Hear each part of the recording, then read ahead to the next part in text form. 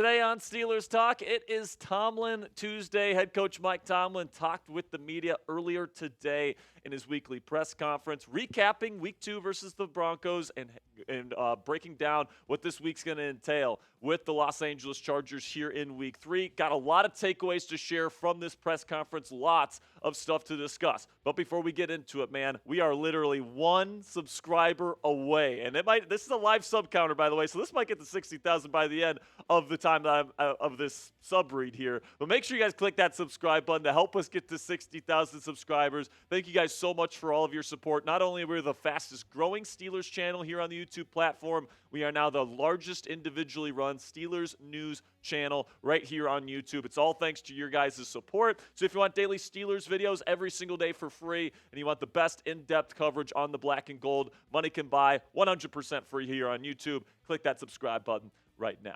Okay, so let's get into the recap of what Tomlin had to say today here on Tuesday. So first up here, Russell Wilson still listed as the QB1 on the Steelers depth chart here for Week 3. Now, in terms of the QB situation, this is what Mike Tomlin had to say in his presser. My position regarding the pecking order at the quarterback position and the depth chart has not changed, guys, and it won't until the other guy, talking about Russell Wilson, gets healthy, and then we'll give it a real consideration. Until then, I won't speculate. So I think this is exactly the correct approach Mike Tomlin is taking. Russell Wilson is not available to play right now, so his focus is on Justin Fields, the quarterback at his disposal. And when Russ eventually is cleared to go, they can make a decision at the quarterback position at that point in time. It sounds like Russ is on the mend. It looks like he will be better after this week's game against the Chargers. But it definitely seems like at this point that Justin Fields will probably be the starter in Week 3, but we'll talk about that here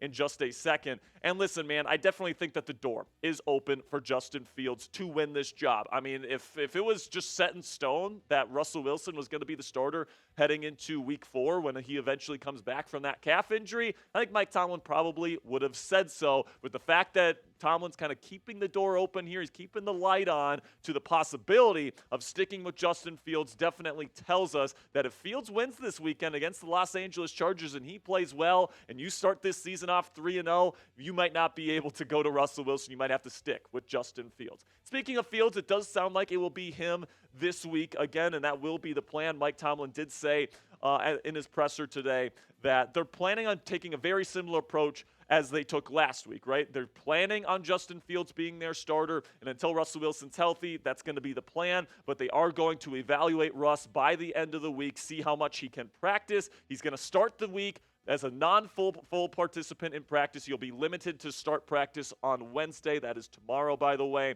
And where he's at this point, guys, is he's not going to fully practice, but they're going to see what he can do as the week goes on. If he can get elevated by Friday to be a full participant and he looks the part of a starting NFL quarterback and he looks 100% ready to go and execute the game plan this week against the Los Angeles Chargers, maybe there's a chance he plays. But at this point, guys, I would really expect Justin Fields to be the quarterback on Sunday. The team is having success right now. You don't want to rush Russell Wilson back. So even if he is able to get back to maybe even a full participant on Friday, definitely keep your eye out for the injury reports that come out this week. But for me personally, guys, I do think Justin Fields will be the one starting on Sunday here in Week 3, and there's going to be massive stakes for his personal future at the Pittsburgh Steelers this week. Then we get to this one here. Predict this for me down there in the comments section. Will Justin Fields lock up the quarterback 1 job for the versus the Los Angeles Chargers this week? Give me a yes or no for today's pinned comment. YouTube's going to throw you an ad break here in just a couple of seconds. And when that happens, go find that pinned comment at the top of the comment section and give me a yes or no. Another takeaway here from this press conference was that Troy Fautanu, the rookie, first-round rookie offensive tackle out of Washington, he played most of the snaps at right tackle last week against Denver. He played really, really well, and now he is listed as the official starting right tackle for your Pittsburgh Steelers. Now, last week, 0 pressures allowed in his first ever NFL start. So Fautanu definitely looked better than Broderick Jones has looked throughout training camp, throughout the preseason, and even throughout the regular season to this point. I think this is absolutely the correct move by head coach Mike Tomlin. You go with the players that are playing the best, and Broderick Jones is just not that right now. And Broderick is actually listed as the swing tackle, which is a backup position on the Steelers depth chart right now. So obviously he's getting demoted, but I do think it's probably the best thing for him. We can talk about Broderick Jones here in my fourth takeaway, which is that I think Mike Tomlin is taking a poor approach to his development. All right, he was always a guy coming out of Georgia that needed to develop. I think the worst thing you can do with a raw offensive tackle prospect is to force him to try to develop at the NFL level on both sides of the formation. When you get a guy like this, especially if he's played left tackle his entire life and he's already raw coming out of college, you don't tell him, hey man, go learn a completely new position on the other side of the formation with completely different footwork.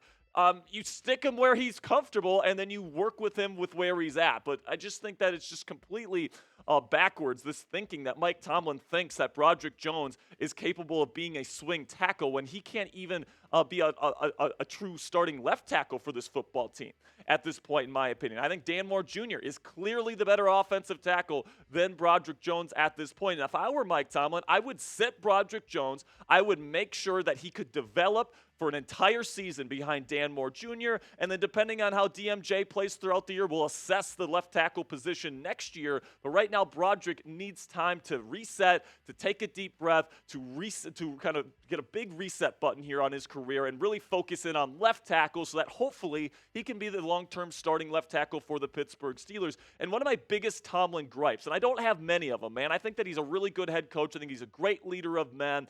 And, I really like that he is the Steelers head coach. Don't get me wrong. But one of my biggest gripes about him personally is his approach to the offensive line and how he puts guys out of position, right? He did that with Kendrick Green. He did that with Kevin Dotson. Now he's doing it to Broderick Jones. And as a result, the Steelers might be wasting a first-round draft selection because they're not making Broderick Jones just focus on one side and develop, right? And I just think they're completely butchering this kid's development because they're trying to turn him into a swing tackle. They're trying to, make him this versatile piece when he's just not that. I think it's a crucial mistake for the Pittsburgh Steelers, and it's ruining the career of Broderick Jones, in my opinion. Now, coming up here, I got two more takeaways from Tomlin's press conference to discuss with you guys here on today's show. But before we get into the rest of today's program, let's have word from our sponsor here at Game Time, which is the fastest and easiest way to buy tickets for the sports, music, comedy, and theater in your area. And folks, we all know that experiencing a sporting event, especially a football game, especially a Steelers football game at Acrisure Stadium, is unlike anything you can get from watching the game on your couch. Good lucky for you guys, Game Time has a brand new feature on their app called Game Time Picks, which filters out the fluff to show you only incredible deals on great seats, so you don't have to waste time searching through thousands of tickets. So the way it works is you find an event you want to go to, you select the Game Time Picks button right at the top of the screen, and Game Time automatically puts all their tickets in their database for that event through a special algorithm to only show you the best tickets at the best price so that you guys can get the best deals on all the events that you guys attend, all right? You don't have to go researching on a bunch of ticketing apps. You don't even have to do the research on the Game Time app. It does it for you, and you just have to find the best seats for you. It's absolutely fantastic, guys, and that's not the only great feature on Game Time. They also have the lowest price guarantee on any ticket to any event, so you don't have to go shopping around for the lowest price on all these different ticketing apps. It's going to be the lowest price guarantee on Game Time every single time. Also, you get all-in pricing, so you don't get slapped with crazy fees at checkout, and flash deals, so you can get even cheaper tickets the closer you wait to Game Time.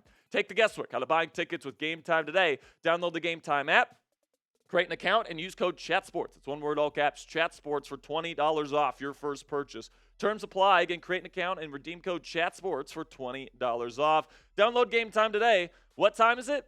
Game Time.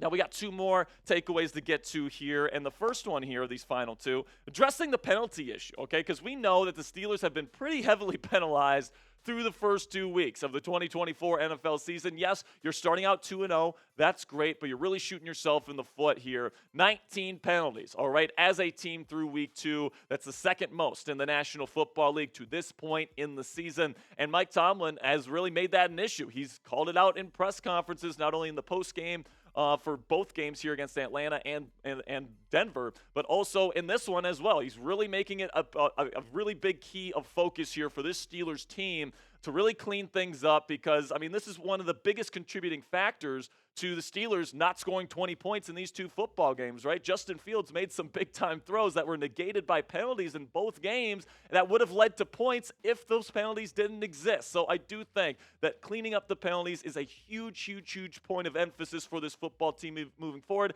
And I like to see that Mike Tomlin is being proactive here by doing something about it. And what he's doing is that usually they bring in referees just for their Friday practices. Now they're going to be bringing them in for Wednesday, Thursday, and Friday, making sure that their guys are playing clean snaps, clean football, so that this team isn't being killed by these constant penalties on both sides of the football, decreasing their chances of victory. So I really like this approach from Mike Tomlin. I've already laid out my grievance with him that he doesn't handle the offensive line very well and he puts guys in the wrong positions. But I give credit to him with this kind of stuff, man. He makes sure these guys are prepared and he's going to take immediate proactive action to fix an issue instead of just hoping that it gets fixed. So I really appreciate about that about Coach T.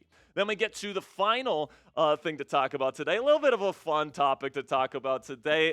Tomlin gave us a new Tomlinism today. So we all know, the classic ones. There's a fine line between squashing grapes and making wine. The standard is the standard. Don't blink or cut your eyelids off. All the great Tomlinisms out there. We got a new one today. Someone asked him about, I believe it was the Russell Wilson game ball and like the inner workings of all this different stuff. And he says, I can't give you all of the ingredients to the hot dog. You might not like it. Pretty much saying, I can't give you all the details of what we do in our building because you probably aren't going to like the things that we do. But, I mean, the results speak for themselves, man. He's been one of the most successful head coaches in the history of the National Football League. So let me know down there in the comment section. Grade this new Tomlinism. A, B, C, D, or F. Coop's shaking his head. You don't like this one, Coop? Why is my question. I'll give it a B, though. I'll give it a B. I don't think it's as good as some of his other ones. I'll give it a B as well. Standard is the standard. The squash and grapes one is always pretty good. He's got some pretty good. Cut your eyelids off is probably my favorite one. Not my favorite, but I kind of appreciate the notion behind it. He likes to keep things behind closed doors. All right, that's going to be it for today's show, guys. I appreciate everybody that made it to the end of today's show. Make sure you click that subscribe button right now. Help us get over the top here. 60,000 subscribers right here on Steelers Talk. Time to celebrate, man. And until next time, here we go, Steelers.